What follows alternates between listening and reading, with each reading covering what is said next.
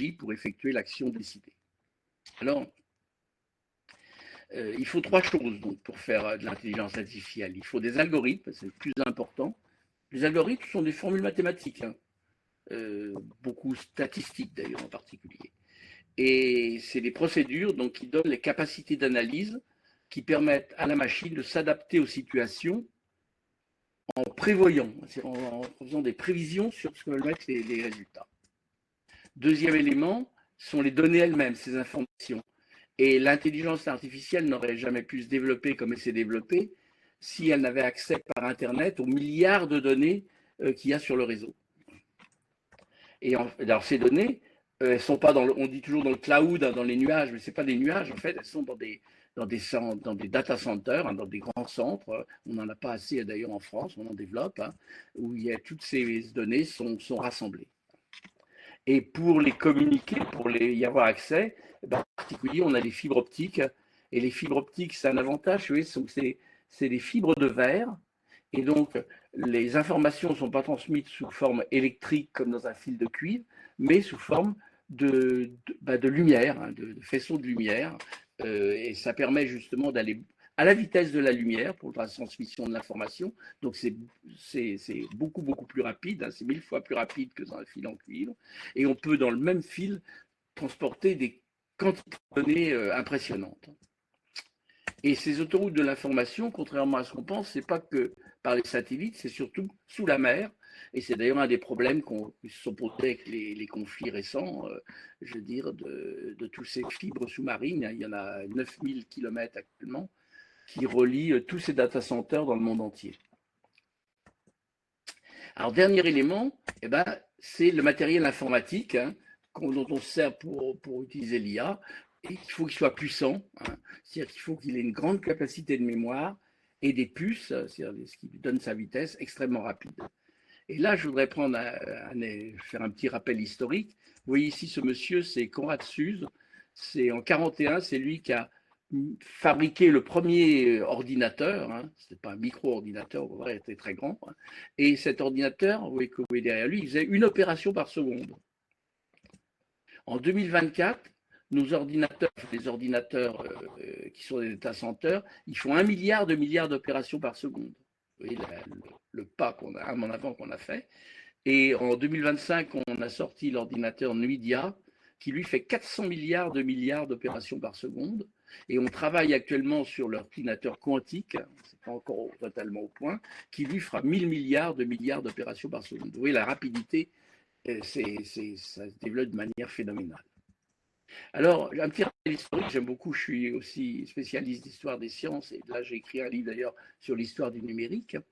Et vous voyez, cette personne, c'est Grace Hopper, en 1951. Et alors, si je vous parle d'elle, c'est que ça a été la première personne qui a créé un programme permettant de dialoguer avec l'ordinateur, ce qu'on appelle des programmes maintenant.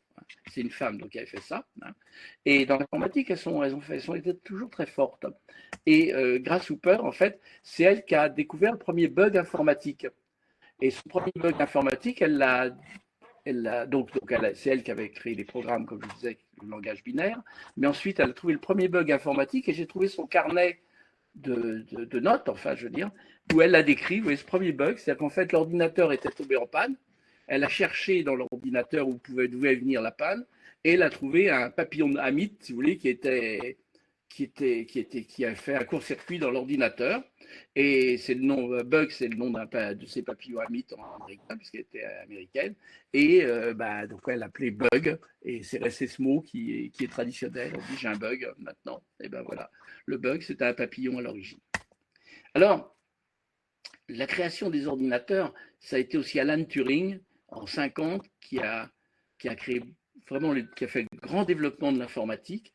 Et c'est lui qui a eu l'idée qu'on allait arriver à de l'intelligence artificielle. Et pour définir ce qu'était de l'intelligence artificielle, on fait toujours comme ça d'ailleurs. Vous avez la personne qui est au milieu, là, elle est reliée à un ordinateur d'un côté et de l'autre côté à une personne qui est devant son ordinateur. Et si elle arrive à savoir où est la personne, ça veut dire que l'intelligence artificielle n'a pas encore atteint les capacités de l'homme.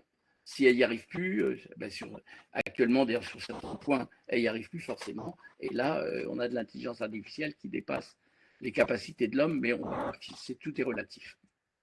Alors, les progrès qui ont permis le développement de l'intelligence artificielle, c'est en particulier ce qu'on appelle les réseaux de neurones. Et moi, si vous voulez, c'est mon sujet sur lequel j'avais travaillé quand j'étais jeune, mais pour comprendre le cerveau, pas du tout pour l'informatique. Et ensuite, le deuxième progrès, ça a été ce qu'on appelle le machine learning, c'est-à-dire les techniques d'apprentissage automatique qu'on a développées. Ça, c'est le grand progrès par rapport à ce qu'on faisait avant. Et puis, je vous montre d'ailleurs justement ces réseaux de neurones artificiels. Moi, je travaillais en 72, vous voyez, plus tout jeune, hein, sur ce sujet. Et oui, en fait, ce que je faisais à l'époque, c'est que je regardais comment les messages étaient transportés d'une cellule nerveuse à la couche suivante. Je travaillais sur la vision d'ailleurs à l'époque. Hein, et j'essayais de voir comment les messages s'intégraient d'une cellule à l'autre. Par exemple, pour un point lumineux, moi je plantais des microélectrodes dans le cerveau sur des cellules nerveuses et je regardais d'une couche de cellule à l'autre comment le message est transformé. C'est ça qui sert de base maintenant aux données sur l'intelligence artificielle. Alors, comment on fait cet apprentissage? Comment ça fonctionne? Il faut donc des informations, je vous ai dit. Hein. Donc ça dépend en gros de la quantité d'informations disponibles justement sur Internet, ce qu'on appelle le big data. Il faut les algorithmes pour traiter les données, et ça, c'est des hommes qui les ont faits, et c'est ça la clé du problème, enfin, du problème aussi, on le verra tout à l'heure, c'est que tout dépend des algorithmes, et puis ensuite, on fait un apprentissage, on apprend à la machine à travailler par essai-erreur. Alors, j'ai pris un exemple, alors je sais que vous êtes dans les animaux, j'ai pris un exemple avec des chats. Eh bien, je vais prendre l'apprentissage le plus simple, c'est l'apprentissage supervisé. Si on montre à l'ordinateur beaucoup de photos de chats, il cherche les traits communs à toutes les photos, c'est la consigne qu'on lui a donnée, et à un moment donné, il sait reconnaître un chat, hein, c'est par des résultats statistiques, et c'est en 2012 que l'IA de Google a appris toute seule à reconnaître les chats grâce à cette méthode. Alors maintenant, je vais continuer pour voir comment ça évolue. Ensuite, ça c'est le premier stade d'apprentissage d'IA, on a fait de l'apprentissage non supervisé, c'est-à-dire que l'ordinateur s'adapte en fonction de son expérience précédente sans que le programmeur n'ait à intervenir. C'est un peu comme quand on apprend les langues étrangères en regardant des films en VO et on devine grâce au contexte. Alors, pour les chats, vous voyez, en apprentissage non supervisé, c'est l'IA qui a été capable d'identifier deux groupes grâce aux similitudes des informations pour les chats et les chiens. Et du coup, à partir de là, l'ordinateur était capable de différencier un chat d'un chien.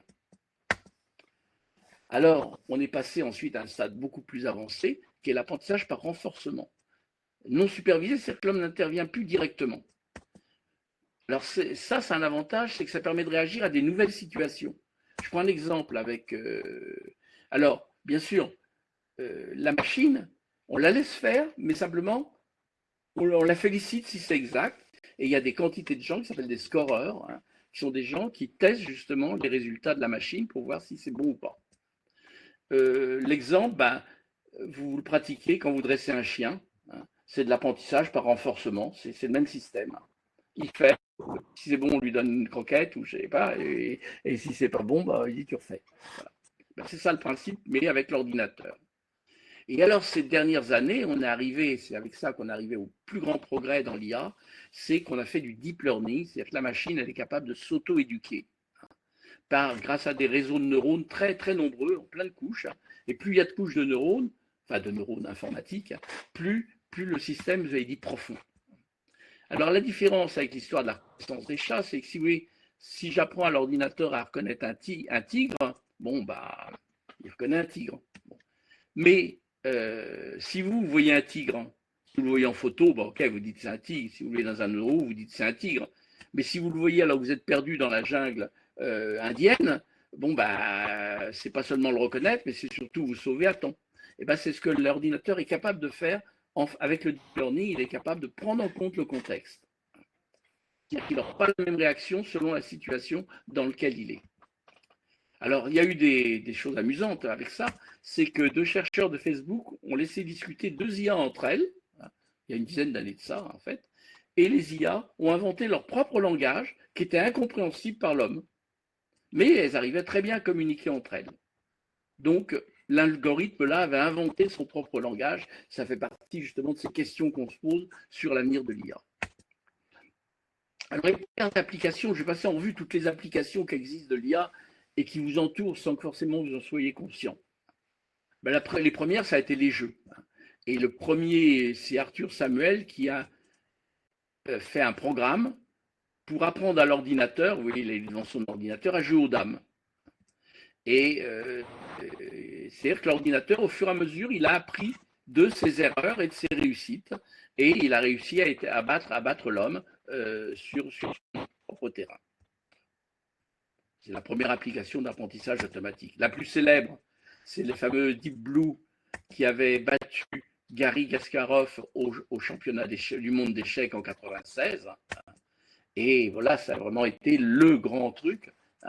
Et sachant que qu'on a analysé après, c'est que Deep Blue avait fait une stratégie auquel jamais un homme n'aurait pensé. Mais vous, quand vous êtes sur votre tablette ou votre smartphone, votre adversaire, c'est l'IA maintenant. Alors les autres domaines où il y a l'intelligence artificielle a fait des progrès énormes et a fait faire des progrès énormes, puisqu'elle permet de croiser des milliards de données, c'est détection précoce du cancer avec la découverte de nouveaux marqueurs qui permettent dans le sang de découvrir très rapidement justement des signes précurseurs et d'agir sur le cancer très tôt. Les analyses d'ADN maintenant qui sont beaucoup utilisées dans le scientifique, mais pas seulement. La détection des fraudes, qu'il faudrait d'ailleurs qu'on développe encore plus. Les gestions de trafic, et puis l'analyse criminelle. J'ai un ami là, criminologue, je veux dire, il dit que maintenant, en 10 minutes, l'IA fait ce qu'il lui fallait 3 mois pour faire avant. Alors, dans la recherche scientifique, on a découvert des nouvelles exoplanètes, on a découvert des nouveaux antibiotiques, médecine qui tuent les bactéries résistantes, on identifie des gènes liés à certaines maladies, les thérapies géniques, beaucoup développées grâce à l'IA. Si je prends l'industrie et la robotique, bon ben, là, dans ce domaine-là, le premier robot industriel, c'est l'Unimet de 54, qui a été mis d'ailleurs en route à General Motors qu'en 62. Mais maintenant, toutes les entreprises ont des robots qui font les métiers répétitifs ou dangereux, grâce à l'IA, qui permet justement de gagner un temps fou et d'améliorer la productivité. Mais parfois, quand on apprend les choses à l'IA, elle fait des erreurs. Par exemple, là, ce bras robot avait été utilisé pour assembler des pièces, et donc on lui a appris à aller le plus vite possible. Donc l'IA était récompensée, donc elle était positive, s'il allait le plus vite possible. Et donc on l'a mis en route, et il a construit ces petits moteurs à une grande vitesse. On était très content de lui, mais en fait, quand on a fait marcher les moteurs, ils sont tombés en morceaux rapidement parce qu'il faisait semblant de visser en donnant un coup rapide sans serrer les vis. Donc, il gagnait du temps, mais bien sûr, ça ne marchait pas alors que la productivité avait semblé exploser. Donc, vous voyez, il faut aussi, dans les algorithmes, faire très attention à ce qu'on demande et à ce qu'on donne comme élément. Mais dans l'industrie actuellement, on l'utilise beaucoup pour tous les systèmes de contrôle de qualité, qui permet en particulier pour les tests de médicaments. Au lieu de tester un médicament sur 1 million, on teste 1 sur 100, voilà, parce que ça permet comme ça de maximiser la qualité des produits. Et puis tout ce qui est système logistique, gestion de ressources, maintenance prédictive des machines, gestion des chaînes d'approvisionnement. Maintenant, on travaille en flux tendu dans la plupart des industries. Alors, un autre domaine, dans le domaine industriel, il y a un truc amusant, c'est un logiciel de gestion de performance qu'on a mis au point pour tester automatiquement, pour noter automatiquement les employés. Et il y a eu un truc amusant, c'est que le système a remarqué qu'un cadre ne faisait pas assez de tâches mesurables et on a recommandé de le licencier. Et ce cadre, c'était le PDG de la boîte, forcément. Il n'avait pas autant de tâches mesurables puisqu'il, lui, il supervisait dans tous les sens. Donc, vous voyez, faire très attention aux logiciels qu'on met en place. Alors, si je vous présente Madame Tang Yu, Madame Tang Yu, c'est une chef d'entreprise. Vous voyez, elle n'a pas une tête, elle est humaine, mais quand même robotisée. Et c'est un robot qui dirige une entreprise de jeux vidéo depuis 2023 en Chine. Une entreprise qui marche très bien d'ailleurs. et elle a développé des nouveaux systèmes. C'est elle qui gère la production, qui fait qui vire les gens ou qui en recrute de nouveaux. Alors, dans le domaine médical, je vais prendre un autre domaine, mais qui est très, très intéressant. Dans le domaine médical, c'est formidable les progrès qu'on a fait, en particulier dans les analyses de sang. Oui, bien maintenant que vous allez faire une analyse, vous avez les résultats, enfin, c'est à l'hôpital, vous avez dans les minutes qui suivent, hein, parce que justement, on utilise des systèmes automatisés pour traiter ça, hein, et une interprétation automatique. Et en particulier, les biomarqueurs sont bien détectés grâce à ces procédés. Mais le plus fort, c'est dans l'analyse automatique des images. Hein, si vous faites des IRM, hein, les IRM, c'est des couches, on fait des radios par couche en fait, hein, et donc il y a des milliards de données, hein, et c'est très long à analyser, mais avec l'IA, c'est extrêmement rapide parce que l'IA a pris en compte toutes les remarques, pas simplement d'un médecin radiologue, mais de toute la communauté en fait de ces médecins, et donc fait très vite des diagnostics. Hein. Quand vous faites une IRM, vous avez les résultats dans les minutes qui suivent, hein, le temps d'imprimer les résultats. Alors, est-ce qu'on sera soigné plus tard par des machines? C'est une question qu'on peut se poser. Là, je vous présente Watson Health d'IBM, hein, qui diagnostique des maladies complexes, hein, intègre des examens, bien sûr, d'imagerie médicale et propose des traitements de personnalité. Ils ont d'ailleurs fait un chatbot IBM, un Watson Assistant en américain, enfin, qui utilise l'AI pour vous dire ce que vous avez comme maladie. Enfin, mais ce qui est le plus fort, je trouve, c'est les prothèses contrôlées par la pensée. Vous voyez, cette dame a perdu sa main, elle a une main robotisée, et cette main robotisée, elle la dirige directement grâce à des électrodes qui sont implantées à la surface de son crâne. Elles sont implantées pour elle d'ailleurs. Et il y a un algorithme qui traduit les commandes de ces cellules nerveuses en mouvement de sa main. C'est absolument extraordinaire. Elle pense, je vais faire tel mouvement, et elle fait le mouvement grâce à sa main robotisée. Alors, dans l'assistance à la communication aussi, j'ai aussi cet exemple-là, à San Francisco, pour des personnes atteintes de paralysie totale et incapables d'exprimer leurs désirs. Eh bien, vous voyez, pardon, excusez-moi, on a l'écran, en fait, sur lequel elle a son visage robotisé, en fait, et elle peut parler, elle peut répondre à des questions, etc., mais sans pouvoir exprimer avec sa voix, mais simplement c'est son image sur l'écran qui parle à sa place. Et ça, c'est grâce à l'IA. Alors, et si l'IA remplaçait votre psy, ben c'est vrai que ChatGPT, dont on va parler, dont vous avez forcément tout entendu parler, est pas un mauvais psychologue parce que finalement, il est gratuit, il est disponible à toute heure. Hein. Et puis l'IA surtout, c'est d'ailleurs un des problèmes de ces IA, mais pas pour ce sujet-là, et ben, c'est des IA qui sont tolérantes, bienveillantes et empathiques. Et donc, si vous voulez, si vous êtes un peu déprimé, ben, ça peut aider, ça peut vous donner des conseils qui peuvent vous aider. Et elle a une capacité d'écoute et une patience inaltérable. Hein. Mais bien sûr, ça ne remplace pas le psychologue, parce que le psychologue, il a d'autres éléments qu'il doit prendre en compte, mais ça peut être un dépannage de secours. Et il y a en particulier un logiciel qui s'appelle Agathos, hein, qui fait du soutien émotionnel de premier niveau, hein, qui est spécialisé. Hein, ChatGPT, ce n'est pas spécialisé, alors qu'Agathos est spécialisé justement en psychologie. Alors, j'en arrive à parler justement des agents conversationnels. Hein, et le plus connu, c'est ChatGPT. Hein.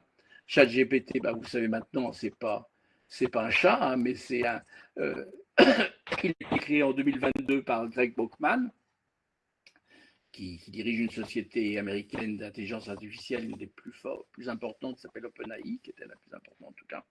Et si vous voulez, il s'appelle GPT, ça veut dire Generative Pre-trained Transformer, c'est-à-dire que c'est pré-entraîné pour comprendre le langage naturel et répondre aux questions. Et ce qui est extraordinaire, c'est que ChatGPT, il a eu 100 millions d'utilisateurs seulement 2 mois après son lancement. C'est le produit qui s'est développé le plus vite. Alors, il y a la version gratuite que vous pouvez consulter vous-même. Là. Il y a 175 millions de paramètres, mais il y a une version payante qui a 1 milliard de paramètres, hein, donc qui est forcément beaucoup plus efficace, même si celle-là est déjà pas mal. Je vous signale le chat GPT chinois qui s'appelle DeepSeek, mais qui a été interdit en Europe et en Amérique parce que justement, il est complètement contrôlé par le gouvernement chinois et donc qui permet de connaître tout sur tous les individus qui l'utilisent. Alors, comment est éduqué chaque GPT? Eh bien, si vous voulez, il est entraîné à rechercher dans toute la base de données d'Internet du monde entier les éléments qui répondent à sa question.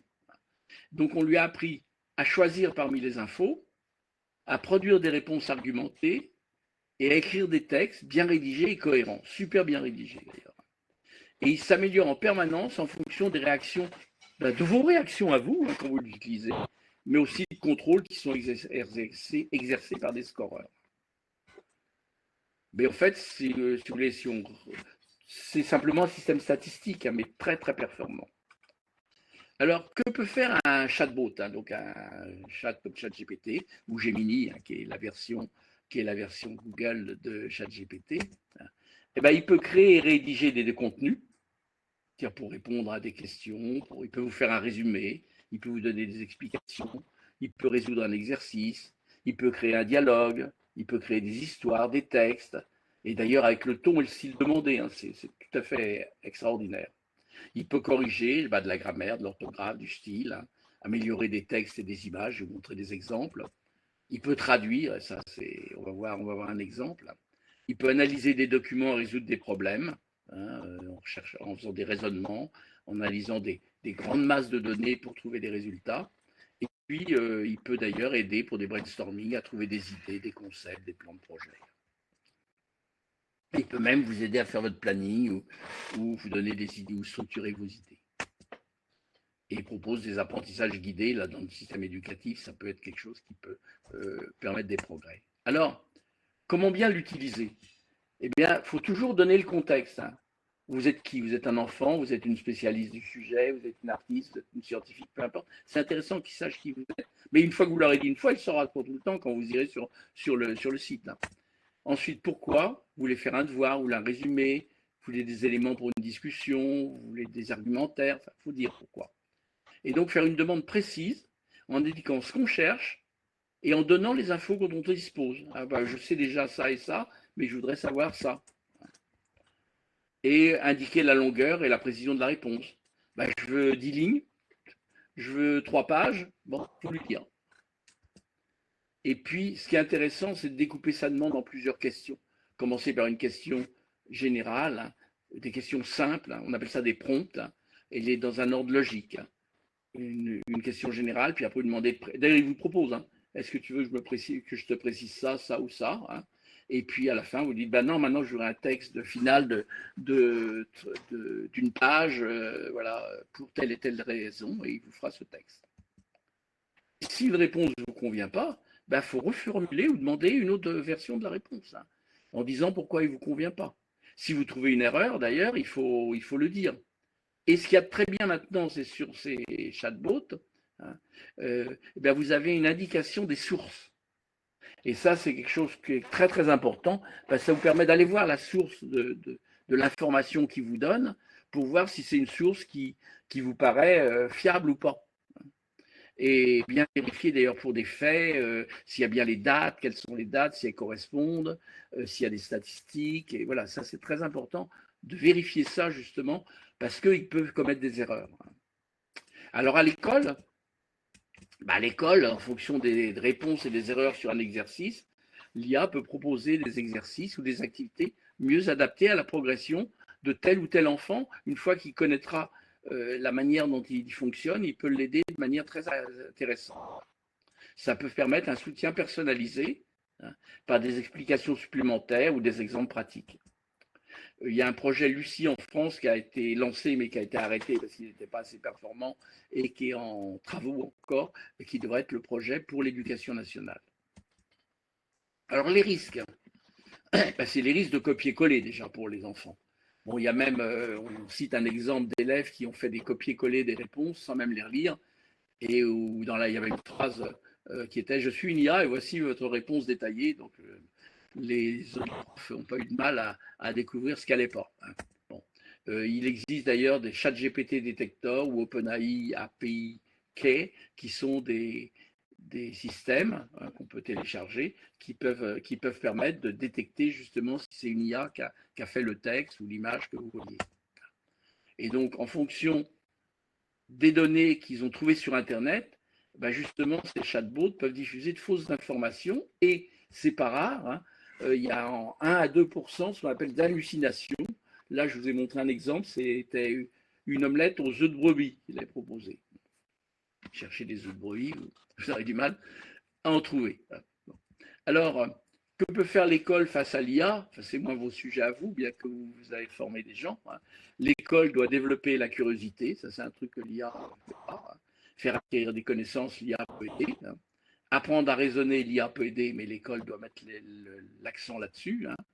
Apprendre à lire des images, ça c'est très très important justement en face des images que crée l'IA. Puis apprendre à travailler, apprendre à s'orienter dans l'espace, hein, parce que c'est vrai que c'est bien beau d'avoir le GPS, mais prendre une carte pour s'y retrouver, ça peut aider des fois. L'école doit socialiser, l'école doit apprendre à utiliser justement intelligemment le numérique et puis développer l'esprit critique, parce qu'avec le développement de l'IA, c'est de ça dont on a besoin. Alors, autre endroit où l'intelligence artificielle a permis qui pose d'ailleurs des problèmes aux traducteurs, hein, qui n'ont plus avoir de boulot, parce que c'est justement les traductions. Alors, d'abord, il a fallu de la reconnaissance vocale. Et maintenant, c'est vrai que vous pouvez faire votre dictée à l'ordinateur ou au smartphone, il n'y a aucun problème. Hein. Bon, il y a des petites erreurs de temps en temps qu'il faut savoir repérer. L'IA peut vous faire des comptes rendus de réunion. Hein. Il y a iTranscript qui, bon, c'est payant, hein, mais si vous voulez, vous enregistrez votre nom. Tous les gens qui participent à la réunion donnent leur nom au départ. L'IA reconnaît leur voix et ensuite, automatiquement, quand c'est la personne qui parle, elle indique le nom de la personne et elle indique ce qu'il a dit. Donc les comptes rendus sont faits automatiquement. Nous, on l'utilise à la mairie chez nous. Ça fait aussi le résumé automatique, hein, c'est très intéressant pour ça. Hein. Et puis chez vous, vous avez peut-être des assistants virtuels ou des enceintes connectées, hein, Siri, Alexa ou Google Assistant. Hein. Eh bien, ils reconnaissent votre voix, ils s'adaptent d'ailleurs à vos habitudes. Ils comprennent des commandes vocales, ils répondent à vos questions, ils gèrent vos appareils domotiques, peuvent gérer vos calendriers aussi. Hein. Et ça vous répond comme si vous êtes un humain. Je ne sais pas si vous avez l'habitude, mais moi, c'est vrai qu'Alexa me dit bonjour Jacques, oui, aujourd'hui il fait beau, ou je ne sais pas quoi. Enfin, ben voilà. Et donc, ça permet, c'est les habitudes que vous lui donnez qui permettent à cette IA de s'adapter, hein, et d'améliorer ses compétences. Alors, pour la traduction, ça c'est le plus extraordinaire, hein, c'est que en écrivant un texte, ou en parlant, ou en prenant la photo d'un texte ou d'un menu, ça vous donne immédiatement sa traduction et ça parle l'autre langue ou réciproquement. Moi, je suis allé en Grèce l'année dernière, l'été dernier, sans connaître un mot de grec. Bon, bah, c'est vrai qu'avec Google Traduction, bah, les menus, bah, on avait immédiatement la traduction du menu. On pouvait parler à quelqu'un et ça traduisait la réponse. Le seul problème qu'il y a, c'est que si on est dans un environnement bruyant, là, c'est pas trop performant. Mais si l'environnement n'est pas bruyant, ça marche très bien. Enfin, pour parler, hein. Pour lire le menu, là, il n'y a aucun problème. Actuellement, c'est 108 langues, hein, Google Traduction. Alors, l'IA, les spécialistes d'IA essayent de développer ça. Et par exemple, des chercheurs développent une IA pour comprendre le langage des dauphins. Et d'autres cherchent actuellement à comprendre le langage des éléphants. C'est des recherches qui sont en cours. Alors, dans le domaine de l'image et de la vidéo, c'est là que c'est le plus bluffant. Hein. Avec la reconnaissance faciale, là, actuellement, c'est comme ça que votre smartphone vous reconnaît. Hein. Mais il y a aussi, ça prend des repères en fait sur les yeux, sur des traits du visage, etc. Et puis, on peut même d'ailleurs ouvrir sa porte. Il y a une serrure qui existe, hein, qui vous reconnaît. Il n'y a plus besoin de clé. Hein, c'est comme ça que ça vous reconnaît pour pénétrer dans les locaux. Et d'ailleurs, dans les locaux très sensibles, hein, dans les industries, sur les bus, dans le domaine militaire, on n'utilise que des serrures comme ça maintenant. Alors, reconnaissance des photos, bah, vous savez que si vous allez sur Google, vous avez le petit appareil photo, vous cliquez dessus et vous mettez une photo, et immédiatement, Google vous trouve des photos correspondantes dans le monde entier, hein, des images qui correspondent à peu près à votre photo, ou du même endroit que l'endroit où a été prise votre photo. Reconnaissance musicale, vous connaissez sans doute Shazam. Shazam, que vous pouvez avoir gratuitement sur votre smartphone. Hein. 11 millions de morceaux en base de données. Vous faites écouter à votre smartphone pendant quelques dizaines de secondes un morceau de musique qui vous dit ce que c'est, et qui chante, et voilà, tous les éléments, il vous donne tous les éléments. Pour les plantes, vous connaissez peut-être PlanteNet, hein, vous photographiez la plante et ça vous dit ce que c'est. Hein. iNaturalist, il fait plantes et animaux. Bon. QuiQui, il reconnaît les chants d'oiseaux. Merlin reconnaît les photos d'oiseaux. Mushroom reconnaît les champignons. Et ce sont des logiciels particuliers que vous pouvez charger sur votre smartphone. Hein. Et puis Google, il reconnaît tout. Hein. Alors la différence, si vous voulez, entre Google et PlanteNet, par exemple, c'est que Google reconnaît tout, mais ce n'est pas forcément aussi bien vérifié que les autres logiciels que je vous ai cités avant, qui eux sont travaillés avec des spécialistes qui analysent régulièrement pour voir s'il y a des erreurs. Google, bon, c'est moins spécialisé, mais ça marche très bien quand même. Alors, j'en arrive justement maintenant à ce qui a été le top de l'IA et qui pose les problèmes d'ailleurs, c'est l'IA générative. Alors l'IA, vous voyez par exemple, si vous voulez restaurer ou coloriser une ancienne photo, vous voyez, avec Gemini ou Google AI Studio, mais Gemini, ça marche bien, oui. J'ai pris cette photo, hein, je lui ai demandé de me l'améliorer, et voilà ce que ça donne. Et je lui ai demandé de la coloriser, voilà ce que ça donne. Hein, c'est assez phénoménal. On peut faire revivre une ancienne photo, là c'est une photo d'un des ancêtres de ma femme, hein, et je l'ai fait bouger. Voilà. Je l'ai fait courir. C'est toujours le même. Gemini vous crée des histoires. Par exemple, là, c'est une légende locale de Vendée, là, de Bourgenay, où j'habite, hein, et d'Isor et le loup. J'ai donné un résumé de 10 lignes de cette légende à Gemini, et Gemini a fait un petit carnet de 10 pages avec chaque fois une photo, puis un texte qui donne des détails sur cette légende, détails plus ou moins inventés, mais bon, pas tant que ça d'ailleurs. Alors, pour les images, on peut aussi fusionner des photos. Par exemple, là, le chien et la personne. Alors, moi, je l'ai utilisé par exemple, pour un truc amusant, c'est que je vous ai dit que je m'étais occupé de la Cité des Sciences et de la Cité des Enfants à une époque. Et à l'époque, justement, j'ai reçu la reine d'Angleterre et j'avais pas de photos d'elle et moi, parce que les photos à l'époque, on en prenait beaucoup moins que maintenant. J'avais une photo de moi à l'époque et puis j'avais une photo d'elle pendant sa visite officielle, justement, de la Cité des Sciences. Mais je n'avais pas la photo à l'endroit où je lui avais parlé. Parce qu'en fait, je lui avais parlé, donc j'ai mis à Gemini.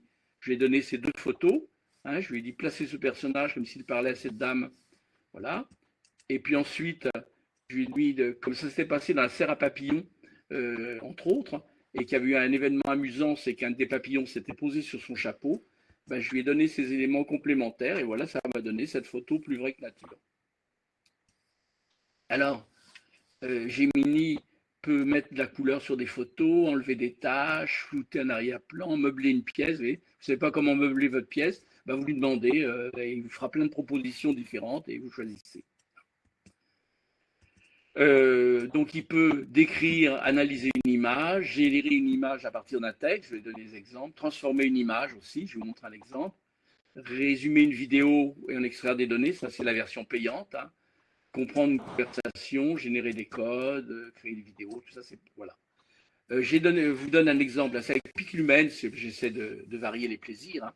Vous décrivez une personne et un paysage, vous voyez, j'ai un paysage de plage avec fond de montagne, une jeune femme blonde, yeux bleus, cheveux longs, porte un corsage blanc, dentelle, un chapeau blanc. Voilà ce que m'a fait Piclumen.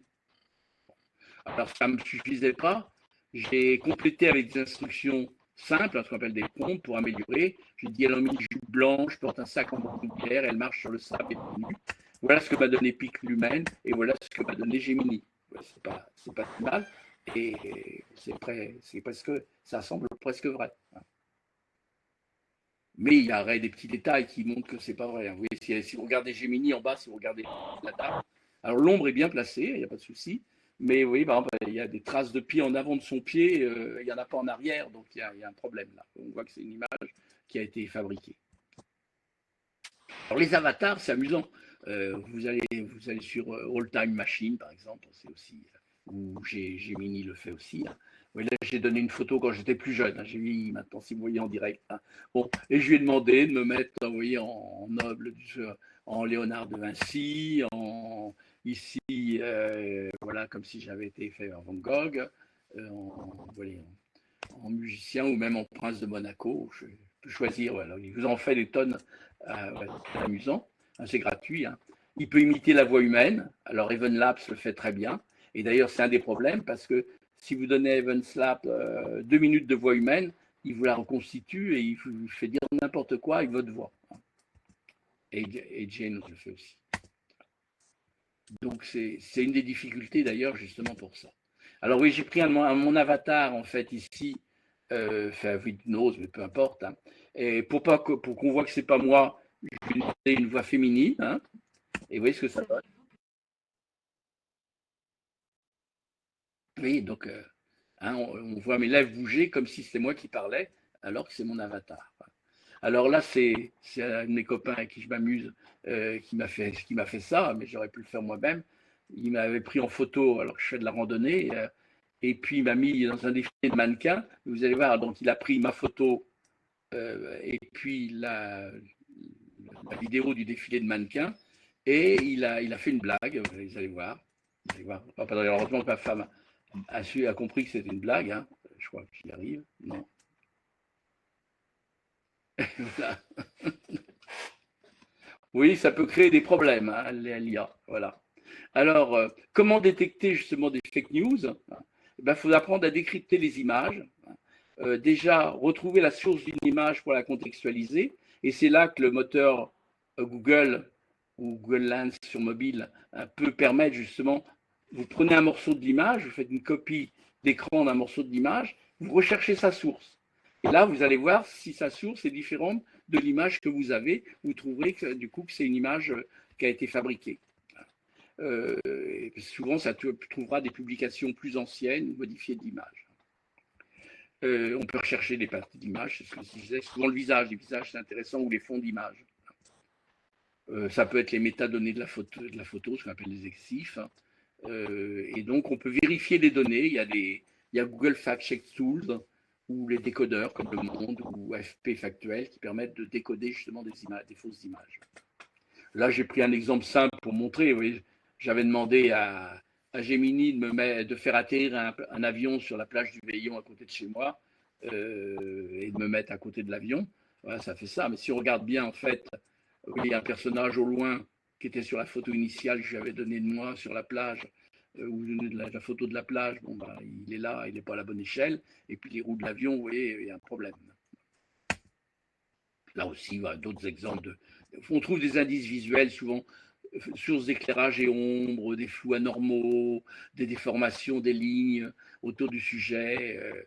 Et même pour les vidéos, on trouve souvent sur les vidéos les mouvements des lèvres ou des paroles. Maintenant, c'est très très bien imité.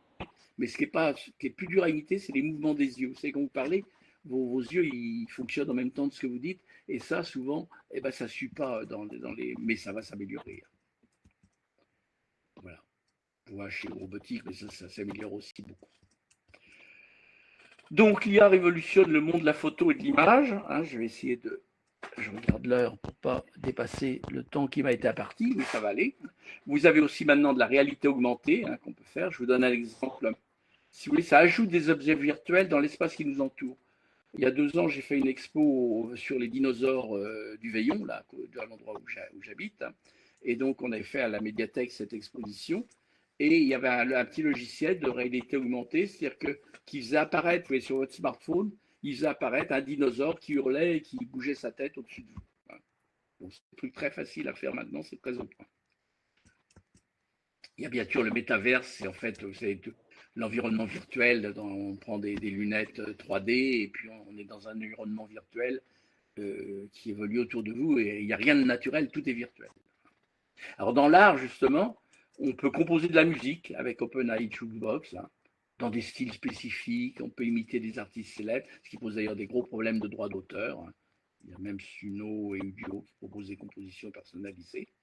Là, je vous présente Aïda, un robot artiste, oui, c'est ce robot, qui a créé oui, son autoportrait, là, voilà, et ne se contentent pas de copier des styles existants, ils inventent de nouvelles formes d'art jamais vues auparavant. C'est une grande. Là, j'ai utilisé aussi Gemini pour la Joconde. En partant du tableau de la Joconde que j'ai donné, j'ai demandé de le faire en style cubiste de Picasso, en expressionniste de Van Gogh ou impressionniste de Monet. C'est en un clic. Voilà. Avec Nano Banana. Alors, pour les œuvres d'art, c'est intéressant, oui, aussi, parce que ça permet d'identifier des détails invisibles à l'œil nu. Les experts l'utilisent pour repérer des anomalies, pour détecter des contrefaçons. Parce que ça peut détecter, ça peut analyser les coups de pinceau et voir que c'est pas les mêmes.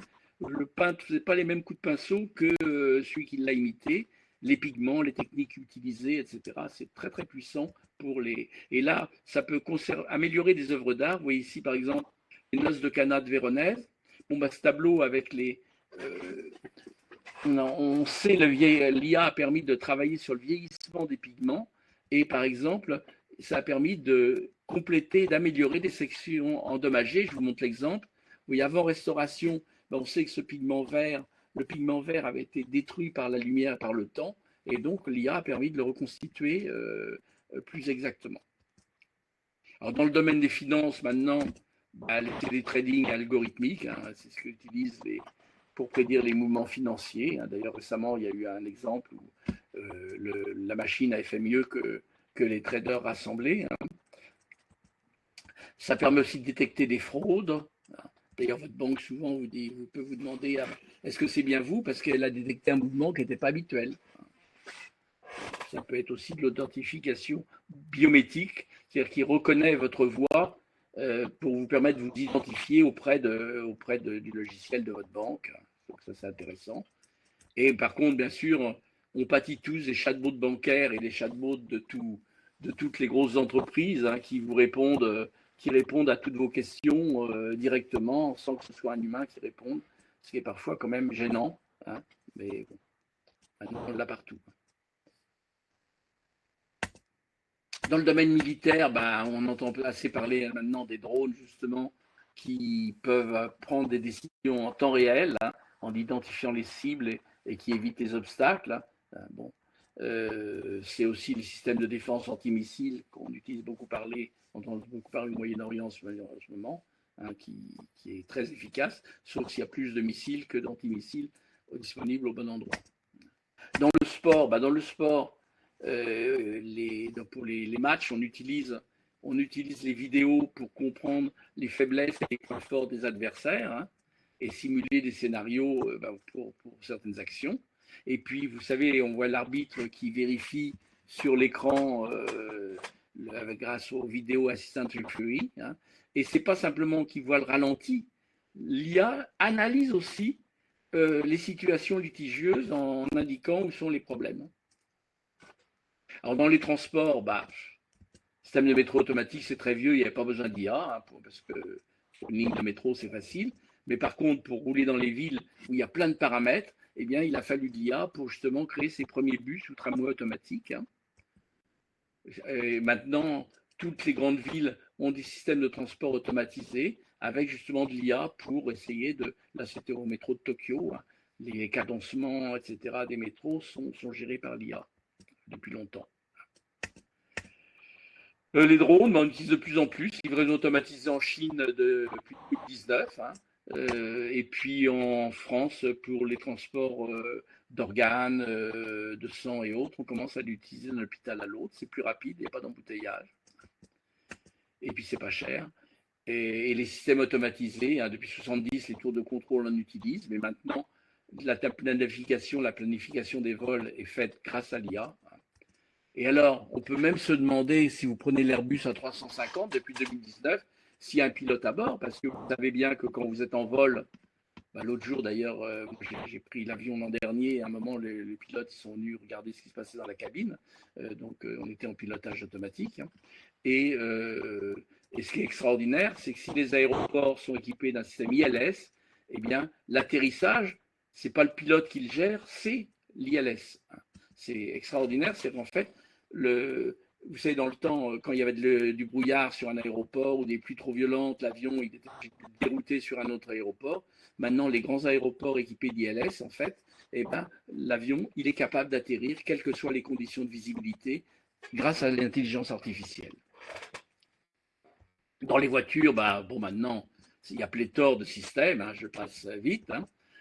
Mais ce que je voudrais signaler, c'est que maintenant, on a les régulateurs de vitesse adaptatifs qui est devenu obligatoire, et bientôt, il y aura quelque chose de très intéressant qui commence à exister déjà chez Volvo depuis plusieurs années. Hein. C'est un système qui permet de percevoir la fatigue et la tension, hein, et qui justement, parce que sur votre visage, ça se voit si vous perdez de l'attention, et qui est capable à ce moment-là de vous soit faire un signal sonore pour vous réveiller à ce moment-là, soit même de prendre de faire freiner la voiture automatiquement si vous ne bougez pas après ce signal sonore. Et les véhicules autonomes, bah, si vous allez à San Francisco, il y a 300 taxis depuis 2023 qui fonctionnent. Vous l'appelez avec votre smartphone, vous payez avec votre smartphone et vous rentrez dedans, il vous emmène à l'endroit, vous quittez et il n'y a pas de chauffeur à bord. Alors, il y a quelques problèmes d'ailleurs des fois quand il y a une panne et que le véhicule s'arrête au milieu d'un carrefour. Il y a eu quelques exemples, mais quand même, ça fonctionne relativement bien. Dans le commerce, eh ben alors je sais pas, ça dépend de quel point de Vendée vous êtes, hein, mais vous n'êtes peut-être pas qu'en Vendée d'ailleurs. Vous avez dans certains magasins, maintenant nous on a Decathlon, Sable d'Olonne, comme ça, il n'y a pas de caissière, hein, vous posez vos articles dans la boîte, il y a un système de tag RFID, c'est-à-dire d'identification par radiofréquence, qui reconnaît l'artiste et vous avez automatiquement le ticket de caisse qui sort, hein, il n'y a plus de problème. Dans le e-commerce, bah, bien sûr, chatbot d'assistance à la vente, il y en a des quantités maintenant partout. Hein, si vous êtes sur Amazon, Zalando ou autre, pour poser des questions, naviguer et surtout trouver, suivre vos commandes et vous faire optimiser la livraison. Par exemple, il y a un exemple sur Amazon. Hein, j'ai fait la même commande avec mon fils qui était à Paris et moi ici en Vendée, et ça ne m'a pas proposé en premier le même article avec la même question, sans doute parce que moi, ça m'a proposé en priorité un article qui était disponible dans le centre de livraison qui me permettait la livraison le lendemain, alors que j'aurais choisi le même que mon fils, il y avait un jour de délai d'attente en plus. J'ai fait des essais pour voir, c'est amusant. Et bien sûr, l'intérêt pour eux, c'est de vous proposer d'autres produits et des publicités qui répondent à vos questions, à vos demandes, à vos centres d'intérêt. Alors, dans la vie quotidienne, bah, votre smartphone, c'est un concentré d'IA, la reconnaissance faciale, Siri qui répond à vos questions, hein, qui comprend votre langage, correction automatique, suggestion de mots, structure grammaticale, navigation GPS, tout ça c'est de l'IA. L'appareil photo, n'en parlons pas, c'est là-dessus que c'est ce qui se développe le plus sur les smartphones pour en faire des appareils photo aussi performants que des gros, hein, maintenant. Et puis classement automatique des photos, traduction instantanée, alors, je vous en parlais tout à l'heure, même optimisation de la batterie sur les modèles récents. Et puis bien alors, le GPS, vous l'utilisez forcément dans votre voiture pour aller travailler ou pour aller à un autre endroit. Sachez bien que ça utilise à la fois les données satellites pour repérer où vous êtes et repérer l'endroit où vous allez, mais ça enregistre aussi les données sur les embouteillages qui font proposer de nouveaux parcours à certains moments parce qu'il y a une zone qui est embouteillée. Mais je dirais que le GPS, c'est bien, mais il faudrait comme apprendre aux enfants à lire et à se localiser et s'orienter avec une carte parce que c'est quand même important de comprendre ces orientations et de ne pas être complètement, je veux dire, mort en face du GPS. Alors, tous les moteurs de recherche, je passe vite parce que j'ai été un peu long. Hein.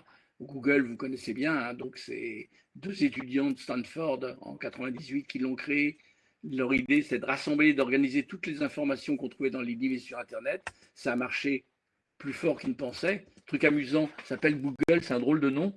Et en fait, Google, ça ne veut rien dire, mais ils ont voulu écrire Google, qui est en américain le 1 suivi de 100 zéros. Et comme Larry Page qui a rentré le truc, il a fait une erreur de frappe en rentrant le mot pour l'enregistrer, ça a donné Google au lieu de Google. Mais c'est pas plus mal d'ailleurs comme ça. Parce que Google en français, ça n'aurait pas été terrible. Et ces données, bien sûr, ce qui leur fait gagner de l'argent, c'est que toutes ces données, eh ben, ça vaut de l'or, puisque les entreprises peuvent les utiliser pour mieux savoir vers quelle publicité vous envoyez, que vous proposez, etc. Alors, est-ce que l'intelligence artificielle va remplacer l'homme au quotidien? Ben, au bureau, déjà, ça aide à rédiger des documents. Hein. Copilot, par exemple, fait un très très bon travail. Hein. Et ça peut être votre assistant personnel et s'adapter à vous. Hein. Si vous allez sur le site de la Poste, vous voulez faire une lettre recommandée pour telle ou telle chose, ben vous mettez pourquoi vous voulez faire la lettre recommandée, quel organisme. J'en ai fait une récemment, hein, c'est pour un abonnement. Ben, immédiatement, ça m'a fait ma lettre recommandée, ça l'a envoyé directement, j'avais eu qu'à payer avec mon numéro de carte bleue. Il y a même des robots avocats hein, par IA, hein, tout notre paix qui utilise l'IA pour contester des contraventions, pour donner des conseils juridiques gratuits, et même pour assister. On a vu en Amérique des clients l'utiliser en temps réel devant un juge. Alors la robotique, c'est là que ça va permettre les plus grands progrès. Le robot aspirateur, on le connaît depuis longtemps. Hein. Ça s'est bien développé grâce à l'IA d'ailleurs, parce que ça sait reconnaître les endroits où ça va. Et là, j'ai un exemple, il y a l'IA qui ne marchait pas du tout. Le robot, il s'arrêtait s'il y avait des cafards, hein, parce qu'il les prenait pour des obstacles, en fait. Donc, ce n'était pas très efficace. Mais on en a vu aussi se balader dans la rue, justement, parce qu'il y avait un problème de positionnement. Hein. Donc, vous savez, il y a parfois des problèmes. Mais il existe des robots, un petit robot, hein, pour enlever les mauvaises herbes dans votre jardin. Si vous êtes cultivateur, il y a même des gros robots pour désherber les serres. Hein. Et puis dans l'agriculture, bah, pour l'optimisation du rendement, les maladies, la cartographie par drone, c'est très utilisé. Et au dernier salon de l'agriculture, il y a même un robot chien de garde hein, pour entrer les volailles ou garder les moutons. Et des tracteurs automatiques, ça existe. Hein, voilà, un AI de Nvidia, c'est un tracteur il part le matin à l'heure où on l'a décidé et il fait tout le boulot lui-même qu'on lui a défini. Alors, est-ce qu'ils vont remplacer l'homme? Ben, c'est vrai qu'il y a Twenty depuis 2007 qui est un robot d'assistance à la personne qui aide les personnes à se lever, qui leur prépare leur pain grillé, leur thé, leur café, leur apporte les choses. Hein. Vous avez Curie, qui est le compagnon des enfants, hein, qui qui analyse les expressions faciales, raconte des histoires aux enfants, etc. Il peut tenir compagnie à des personnes âgées aussi pour les mêmes raisons. Vous avez Tesla qui a créé Optimus l'an dernier, enfin il y a 2 ans maintenant, hein, qui marche, court, soulève des objets, monte, sert à table, enfin il est capable de faire plein de choses. Hein, et grâce au logiciel autopilote de Tesla, il va même être capable d'aller faire les courses et de vous les rapporter à domicile, de vous les préparer, etc. Le prix, c'est un autre problème. Alors là, oui, j'ai mis cet exemple parce que, oui, j'avais trouvé sur Internet ce robot présenté à Dubaï, hein, qui paraissait vraiment presque humain. Hein. Et en fait, là aussi, ça me paraissait bizarre. Et donc, j'ai fait 2 copies d'écran, une copie d'écran du visage, hein, et une copie d'écran du bas de la photo du robot. Et je me suis aperçu en fait que c'était une deepfake. Hein, le visage appartenait à une actrice américaine et en fait, il avait été mis par IA sur le robot pour faire croire que ce robot était capable de faire tout ça. À la maison, bah, on a plein d'objets connectés. Hein, il y en a 5 par personne dans le monde actuellement. Alors j'en ai pris des amusants qui utilisent l'IA, hein, parce que tous n'utilisent pas d'IA. Ça, c'est le miroir connecté qui vous conseille sur votre tenue et votre maquillage et qui même vous propose d'aller prendre une tasse de café si vous semblez trop endormi au moment où vous vous regardez dans le miroir. Et puis, ça fait peut-être rêver ou pas, hein, la cuisine connectée, pour les gens qui n'aiment pas faire la cuisine comme moi, oui. Hein. Donc ça, c'est une cuisine connectée et il y a même Mollet Kitchen qui fait tous les plats qu'on veut grâce à ses bras articulés. Petite fortune quand même. Pour la sécurité, ben, les cookies, vous les connaissez. Hein, bon, ça permet de vous identifier et de s'adapter ensuite à vos demandes. Hein. La reconnaissance faciale, on l'a vu tout à l'heure. Maintenant, c'est vrai que la police l'utilise aussi, pas que la police d'ailleurs, pour les contraventions aussi, on l'utilise dans les villes. Hein. Mais les Chinois l'utilisent beaucoup pour la détection des images. La police aussi a l'utiliser en France pour la détection des images pour opérer justement des assassins. Voilà. Les drones, bien sûr, hein, qui peuvent utiliser plein de capteurs. Hein. Voilà. Hein. La NSA l'utilise beaucoup. Hein. Alors, les réseaux sociaux, je terminerai par ça. Facebook, bien sûr. Hein, je passe vite parce que je suis j'ai pas été assez rapide avant. Hein. Facebook, WhatsApp, hein. Bon, tout ça, ça a été créé il y a quelques années. Et surtout que ces moteurs de recherche, ils ont un truc qu'utilise l'IA, c'est qu'en fait, ils utilisent l'IA pour mieux vous connaître. Alors Google, chaque seconde, c'est 90 000 recherches. Hein. Vous imaginez, Netflix, hein, ou YouTube, c'est 4 millions de vidéos visionnées chaque minute. Hein. Et ça utilise votre comportement en ligne, vos recherches, vos achats, votre navigation, hein, pour vous proposer des choses que vous pourriez aimer, pour vous proposer surtout des publicités ciblées, hein, et des produits ou des programmes qui correspondent à vos intérêts. Tout ça, ça marche avec l'IA. Et surtout, le but, en fait, c'est de vous fidéliser, de vous garder captif parce que ça vous dit que ce que vous cherchez. C'est d'ailleurs un problème et ça m'amène à terminer justement par les risques et perspectives. On pourra discuter après directement. Hein.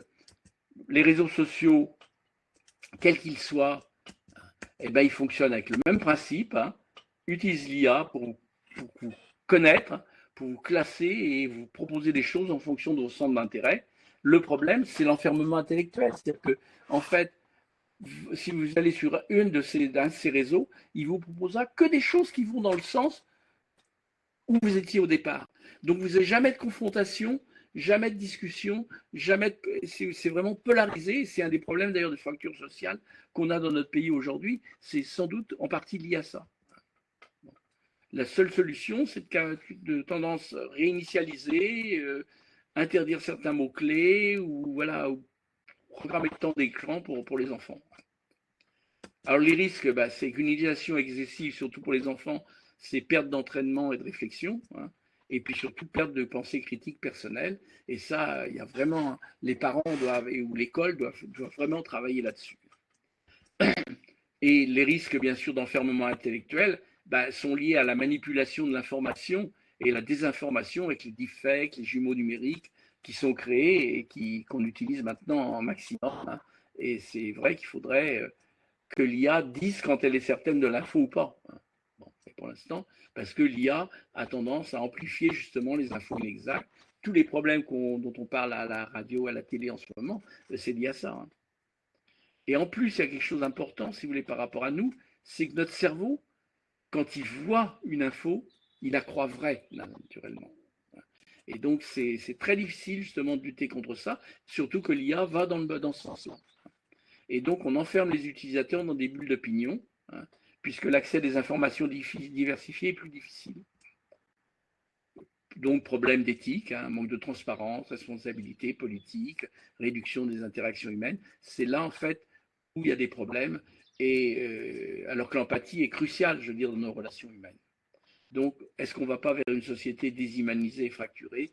Il va falloir trouver des mesures pour contrarier ça. Dans le travail, n'en parlons pas, l'autonomisation a des impacts sur l'emploi, hein. Mais il y a des nouveaux emplois qui sont créés, les développeurs IA, des coachs chatbot, des scorers, tout ça, il y a de nouveaux emplois quand même. Hein. Les Chinois sont très forts, hein. 50% des brevets d'IA sont chinois, 20% USA, Europe 4% seulement. Hein.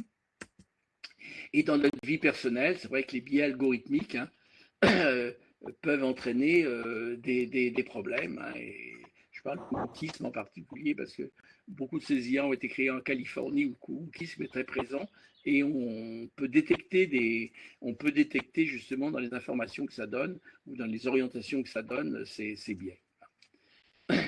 Surveillance et vie privée, bah oui aussi, bah, ça aide, mais ça peut aussi poser des problèmes dans des États comme la Chine, hein, ou autres. Hein.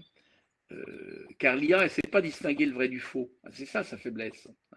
Et donc, on peut créer de la désinformation et l'utiliser pour l'espionnage, d'ailleurs. Et donc, il y a un pouvoir énorme de ceux qui contrôlent et développent l'IA. C'est vrai que maintenant, c'est eux qui ont plus de pouvoir que nos gouvernants qu'on élit démocratiquement. Alors, comment détecter une fake news? Je terminerai là-dessus. Observez les détails. S'il n'y a pas de date, s'il n'y a pas de lieu précis, il faut douter. Vérifier s'il s'agit de sources fiables.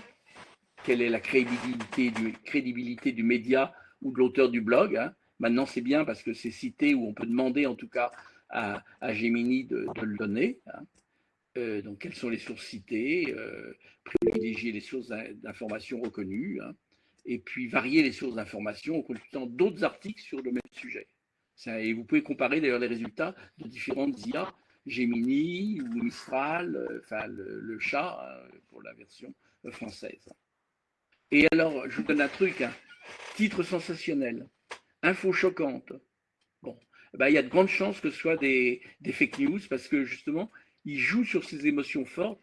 Parce que plus l'émotion est forte quand vous recevez une information, plus vous avez tendance, plus les gens ont tendance à la partager facilement. Hein, et du coup, bah, facilement, rapidement. Et donc, du coup, bah, elle part dans tous les sens et elle se développe très vite, plus que les vraies infos. Et vérifier aussi les dates en particulier, c'est très important. Donc voilà, on parle aussi du bilan énergétique. On sait que la consommation énergétique pour l'IA est 2% de la consommation mondiale en électricité. Mais en même temps, des entreprises qui utilisent l'IA, moi j'ai des éléments par rapport à Veolia, ils ont baissé leur empreinte carbone grâce à l'IA et leur consommation aussi grâce à l'IA. C'est 20% d'ailleurs d'économie chez Veolia. Bon, et bien sûr, le problème, c'est un défi géopolitique, puisque finalement, problème de souveraineté des États, puisque c'est les gens qui créent les algorithmes et qui les font, qui ont vraiment qui gèrent le pouvoir en fait. Et ne parlons pas de la puissance de calcul des machines qui se développent et qui va ouvrir des perspectives vertigineuses et donc risque de perte de contrôle, hein, de l'esprit critique, du raisonnement, son orientation, j'avais dit déjà. L'IA est maintenant utilisée pour des cyberattaques de plus en plus sophistiquées, donc de plus en plus utiles. Les arbres autonomes, n'en parlons pas. Hein. On a vu leurs effets maintenant. Hein. Et il y a une différence, notre chance, si vous voulez, c'est que pour l'instant, l'IA peut faire un raisonnement à partir d'une base de données. Et nous seuls, nous sommes capables de faire un aller-retour entre l'abstraction et l'expérience du réel. Et c'est ça qu'il faut qu'on garde comme force, c'est ça qui nous donne un avantage sur l'IA.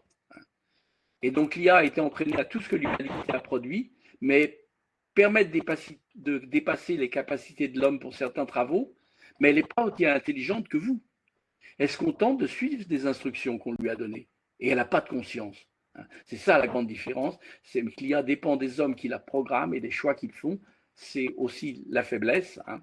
Et l'intelligence des hommes, je dirais pour conclure, elle est complexe, elle permet la flexibilité, elle intègre l'émotion, et ça c'est capital pour la créativité, donc il y a encore un bel avenir, et je dirais que l'IA est un formidable outil, à condition de bien le connaître, ce que j'ai essayé de faire pour vous aujourd'hui, d'apprendre à le maîtriser afin de construire notre avenir. Je conclurai là-dessus. Si vous êtes intéressé par le sujet, j'ai un livre que j'ai fait pour les jeunes dans la collection C'est pas sorcier qui s'appelle Histoire du numérique. Voilà, je vous remercie de votre attention. Je vais essayer de reprendre le passage ici. Voilà. Je ne sais pas si vous me revoyez. Voilà. Alors j'espère que je n'ai pas été trop. On a encore ton écran, Jacques. Si tu... Ah, vous avez encore mon écran. Alors je sais, vais aller en bas. Ça va être ça. Je suis... Alors. Ouais, c'est ça. Non, pas arrêter le partage, c'est pas ça. Alors, si, c'est ça, c'est ça, arrêter le partage. Arrêter le partage, c'est ça? Ouais. Arrêter le partage, voilà. Voilà. Merci beaucoup. Et là, on te voit. Ah, très bien, voilà. Donc, si vous avez quelques questions, n'hésitez pas. Je vais poser un peu l'heure que tu m'avais accordée. Bah, on peut faire encore 10 minutes de questions, ça te va? Oui, d'accord, très bien, pas de souci. Hein. J'ai une question qui a été mise en commentaire. Est-ce que tu veux que je te la lise ou tu arrives à la voir? Je vais regarder les commentaires à côté. Hop là, celle-là. Allons. Voilà. Ah oui, alors, allons-y. L'apprentissage de l'IA.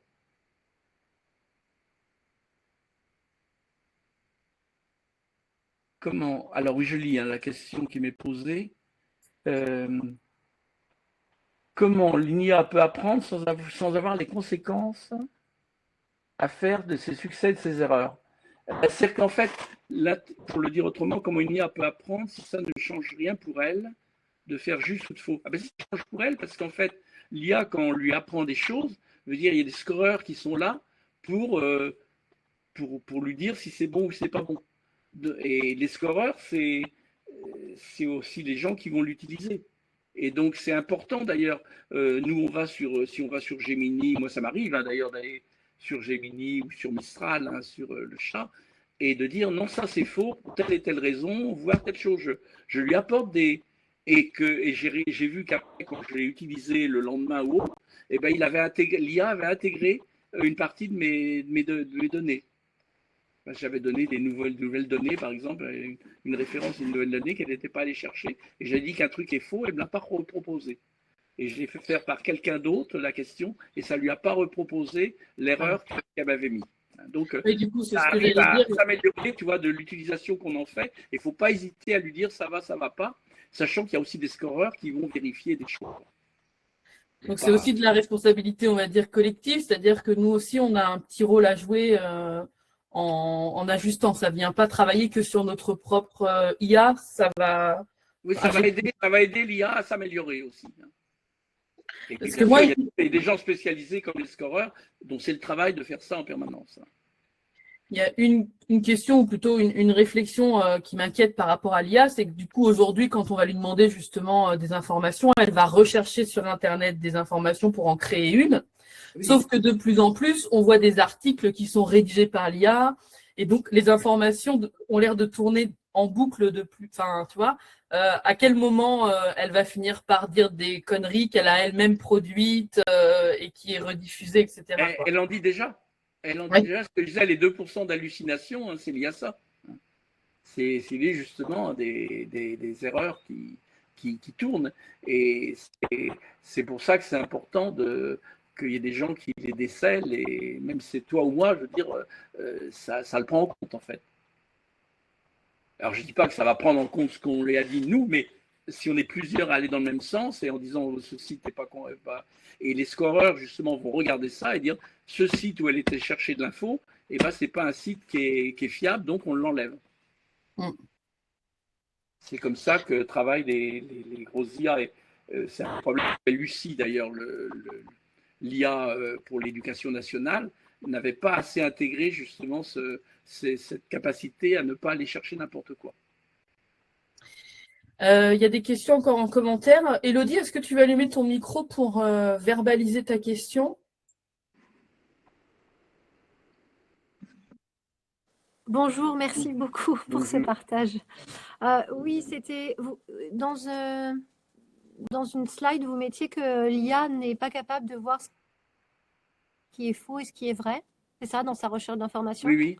Et c'était ma question, c'est que du coup, si elle n'est pas capable de nous dire ce qui est faux, enfin, si elle ne reconnaît pas ce qui est faux et ce qui est vrai, malgré nos prompts, quand on lui demande d'aller rechercher des informations et tout, ça veut dire que en fait, elle peut nous donner des informations fausses malgré un prompt très carré, quoi, j'ai envie de dire, très détaillé. Ben, c'est en général, elle va prendre en compte votre prompt. Hein, c'est-à-dire qu'en immédiat, elle va le prendre en compte. Hein, c'est-à-dire qu'elle va corriger, elle va essayer de corriger son erreur en fonction de ce que vous lui dites. Ce qui ne veut pas dire qu'elle ne fera pas encore une bêtise, hein, mais elle va essayer de corriger son erreur. Parce qu'un des problèmes de l'IA aussi, si vous voulez, c'est qu'elle a envie de vous faire plaisir. Enfin, elle a été créée pour faire plaisir aux gens. C'est pour ça que pour la psychologie, c'est intéressant. Hein. Mais du coup, elle essaie de vous faire plaisir et des fois, elle dit des choses fausses à cause de ça. Parce que si elle a le choix entre deux éléments, elle va choisir celui qui est le plus positif. Elle est toujours d'accord avec nous. Donc, c'est le problème. C'est le problème. Élodie, tu posais la question de comment on pouvait justement se protéger de ces fausses informations, en fait. Oui, c'est ça. C'est comment se protéger un peu de ces fausses informations, de la manipulation par le biais de la publicité, par le biais effectivement de se faire complètement manipuler par l'IA et surtout de se faire de se faire comment, je sais pas comment dire, c'est comme un détective privé qui analyse notre vie. Donc oui.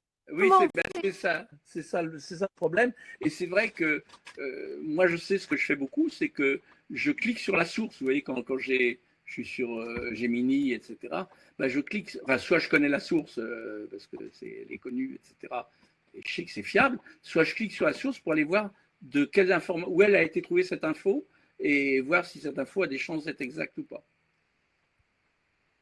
Oui, mais par exemple aussi sur le fait, par exemple, comme vous disiez, à l'analyse pour nous donner des publicités, par exemple, comment on arrive à plus avoir tout le temps, on n'a pas une autre… à part à part redémarrer, si vous voulez, le système en rentrant avec un autre mail, par exemple, oui, vous rentrez en vous faisant un autre profil, si vous voulez, et là, vous repartirez de zéro. Alors qu'autrement, elle utilisera forcément tout ce qu'elle a sur vous. D'accord, merci beaucoup. Du coup, Christine, pareil, si tu veux verbaliser ta question. J'ai pas lu. À l'impact écologique, c'est ça? Ouais. Allez-y, sinon. Oui, c'est ça. On a beaucoup entendu parler d'un impact écologique très négatif à cause du stockage des données, d'une part, et d'autre part, du flux des données permanent. Et ça engendre le besoin d'avoir de plus gros data centers, de plus grosses installations, ce qui demande une consommation d'énergie extrêmement importante. Or, on sait aujourd'hui, enfin, on le voit bien d'ailleurs, on est en crise énergétique, mais ça va certainement pas aller en s'améliorant. Du coup, je me demandais si vous aviez des informations là-dessus, s'il y aurait des optimisations possibles. Alors, oui, c'est vrai que c'est un des gros problèmes, hein, je veux dire, cette consommation d'énergie absolument fabuleuse. Mais comme moi, j'ai eu j'ai fait une analyse là, sur une entreprise, Veolia pour ne rien cacher, en fait, sur une entreprise donnée, l'utilisation de l'IA, en fait, leur permet d'améliorer en fait leur productivité, de consommer l'électricité à des moments où elle est moins chère, enfin, et donc leur a permis de diminuer leur empreinte carbone de manière extrêmement importante. Et eux, de faire des économies d'ailleurs d'énergie de 20%. C'était ces chiffres. Donc, oui, pour des industries particulières, ça peut permettre de gagner aussi de l'énergie. Mais globalement, c'est vrai que sur le monde entier, cette consommation électrique, grâce à tous ces data centers, elle est phénoménale.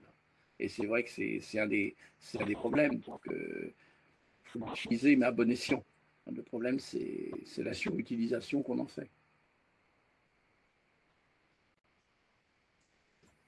Je ne sais pas si j'ai répondu à votre question. Mais... Si jamais, enfin, s'il y en a qui ça intéresse, moi je sais qu'il y a des livres sur le sujet. J'aime beaucoup regarder Thomas Burbidge, par exemple. Il a fait un article il a fait un livre sur l'entrepreneuriat et comment justement apporter, enfin, ça vient éclairer un peu toutes ces notions d'écologie dans l'entrepreneuriat et notamment aussi l'utilisation de l'IA. Et puis bah après, moi c'est mon avis à moi, hein, mais une utilisation intelligente, quoi. Essayer de ne pas l'utiliser quand il n'y en a pas besoin. Et le fait de bien l'éduquer, comme tu disais aussi, Jacques, avoir une IA qui fonctionne correctement, entre guillemets, pour nous, bien éduquer notre IA, fait qu'on va avoir des réponses plus pertinentes et donc éviter de multiplier les demandes incessantes, quoi. Et par exemple, que vous voyez, par rapport aux opinions, je veux dire, on peut aussi demander à l'IA, pourrais-tu me dire qu'est-ce qu'il y a comme opinion différente sur le sujet? Si les opinions, vous voyez, d'ouvrir vous-même pour que l'IA force, elle soit consciente que vous cherchez à confronter différentes opinions et que vous ne restez pas borné sur une opinion initiale et qu'elle va se contenter de renforcer. Donc on peut, par son comportement, améliorer aussi les réponses de l'IA. Oui, si je peux me permettre. Pardon. Moi, j'utilise Gemini et il y a une partie où on peut expliquer qui on est et comment on veut orienter les choses. Du coup, moi, je l'ai renseigné une seule fois et il se réfère du coup toujours à ça. Par exemple, j'ai mis que j'étais éducatrice canin en méthode bienveillante et positive. Voilà, je veux pas qu'il me demande, qu'il me propose quelque chose avec un collier étrangleur, par exemple, ça m'intéresse pas. Voilà, je l'oriente là-dessus. C'est ce que je vous disais, c'est qu'en fait, l'IA, vous pouvez lui mettre des choses pour qu'elle vous connaisse. Hein. Il y a une rubrique d'ailleurs pour vous connaître, mais autrement, quand vous commencez à l'utiliser, vous pouvez lui donner un certain nombre d'informations sur vous. Hein, et même si c'est quelqu'un d'autre qui vient sur votre ordinateur, il peut dire moi j'ai ma petite fille qui aimait, elle a mis des informations, enfin disant qu'elle avait 14 ans, etc., qu'elle voulait des informations, etc., et que c'était pour l'école. Bon, il a pris en compte que c'était elle qui avait utilisé mon IA à ce moment-là. Donc on peut oui, par son attitude, on peut améliorer les choses. Mais il faut faire attention quand même. Le plus embêtant pour moi, c'est aussi les fake news et les images transformées de plus en plus, les vidéos transformées de plus en plus facilement et qu'on a beaucoup de mal. Il faut aller chercher vraiment les logiciels spécialisés pour voir que c'est faux. Ouais, bah, c'est effectivement pour les jeunes, moi ça m'inquiète beaucoup pour les enfants parce que là on a quand même des vidéos. Je suis tombée sur des vidéos en scrollant hier de jardinage où tu dis purée, c'est l'IA qui te montre comment jardiner et tout. Et c'est difficile. Enfin, ça commence à devenir très difficile de voir quand c'est du faux. Et les enfants qui sont baignés dedans, je me dis que ça doit être encore plus difficile, quoi. Oui, c'est sûr, hein, c'est un vrai problème. Et ce que je dis, c'est l'école et même les parents on a un rôle à jouer pour leur donner cet esprit critique par rapport aux images qu'ils voient, par rapport aux informations qu'ils reçoivent. Mm. Que nous, on a, parce qu'on a été formés avec ça au départ. Yes. Eh ben, écoute, j'ai l'impression qu'il n'y a pas d'autres questions. C'était super. Je te remercie beaucoup. J'espère que ça allait, enfin que ça n'a pas été trop difficile en visio. Voilà. C'est toujours un nouvel exercice aussi, la visio. Et voilà, parfait. Si jamais, qu'est-ce que je peux dire pour la fin? S'il y en a qui ont des questions pour toi, est-ce que tu as un canal sur lequel on peut te contacter? J'ai mon mail. Ok, si on me demande ton mail, est-ce que tu m'autorises à ce que je le transmette? Oui. Là, donc tu le donnes à ce moment-là. Voilà. Ça marche. Bah, écoute, merci beaucoup. Voilà, Merci à toutes. Attention à toutes et à tous. Je sais pas s'il y avait des hommes aussi. Et puis, bonne fin de journée. Merci. Merci, bonne fin de journée. Au revoir. Au revoir.